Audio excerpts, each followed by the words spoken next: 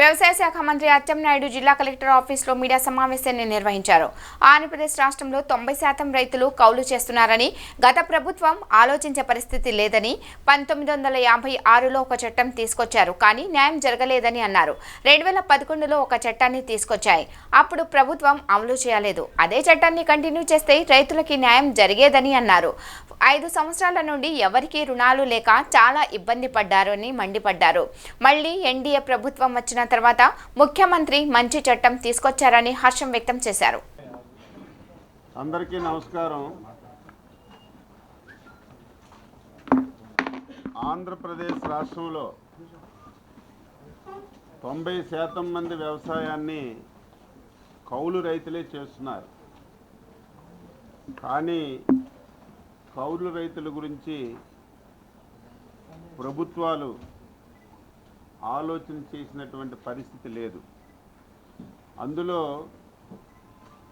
గత 5 సంవత్సరాలు కౌలు రైతులకి ఎటువంటి పరిహారం కూడా అందించినటువంటి పరిస్థితి లేదు.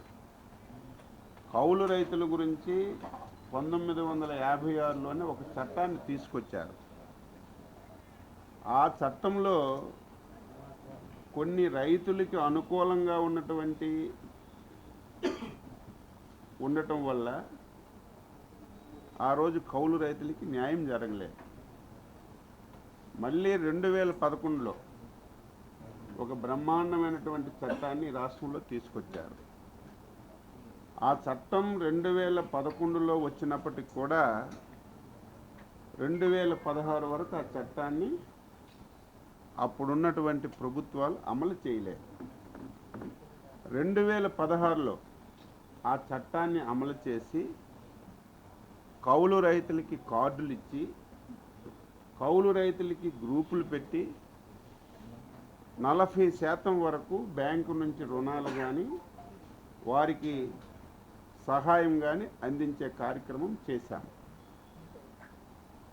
అదే చట్టాన్ని కంటిన్యూ చేస్తే ఈసరికే 60-70% మంది కౌలు రైతులకి న్యాయం జరిగి ఉండేది.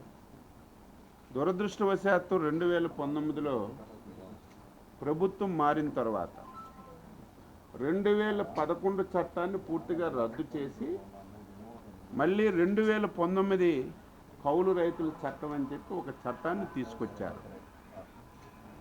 ఆ చట్టంలో ఒక దుర్మార్గమైనటువంటి క్లాజ్ పెట్టడం వల్ల రైతు సంతకం పెడితే తప్ప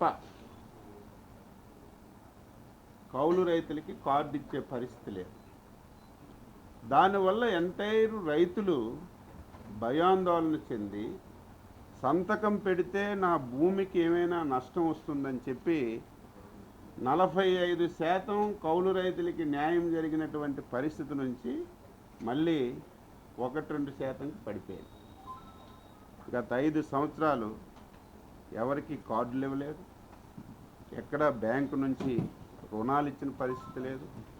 దీనివల్ల కౌలు రైతులు విపత్తులు వచ్చేటప్పుడు, నష్టపోయేటప్పుడు పూర్తిగా పరిహారం అందక చాలా ఇబ్బందులు పడినటువంటి పరిస్థితిని చూసి మళ్ళీ మొన్న ప్రభుత్వం వచ్చిన తర్వాత ఒక పగడ్బందీ కౌలు రైతుల చట్టాన్ని తీసుకురావాలని చెప్పి నిర్ణయించాము.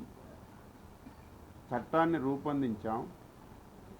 గతంలో క్యాబినెట్లో పెట్టడానికి తీసుకెళ్ళాం. నాకు కూడా ఎంత వేరం చట్టం తెచ్చి కౌలు రైతులకి న్యాయం చేద్దామనే తాపత్రయంతో ఉన్నాను తప్ప ఈ ఆలోచన రాలేదు. ముఖ్యమంత్రి గారు చట్టం చాలా మంచిది, దీనివల్ల కౌలు రైతులకి న్యాయం జరుగుతుంది, భూమికి రైతుకి చాలా అవినాభావ సంబంధం ఉంటుంది, ఇదేదో మనమే క్యాబినెట్లో కూర్చొని చట్టం పాస్ చేయడం కంటే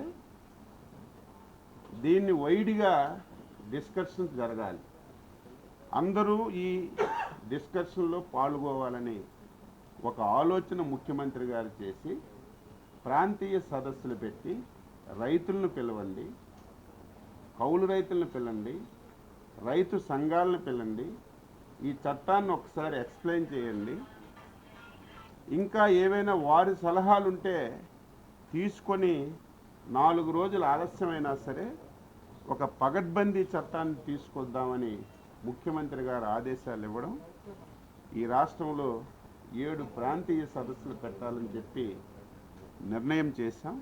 అందులో మొదటి సదస్సు గుంటూరులో ఈరోజు పెట్టాం.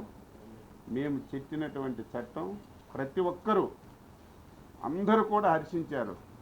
ది బెస్ట్ చట్టం ఇది. ఇదే కానీ మీరు అమలు చేస్తే మాకు చాలా మేలు జరుగుతుందని అందరూ ముక్త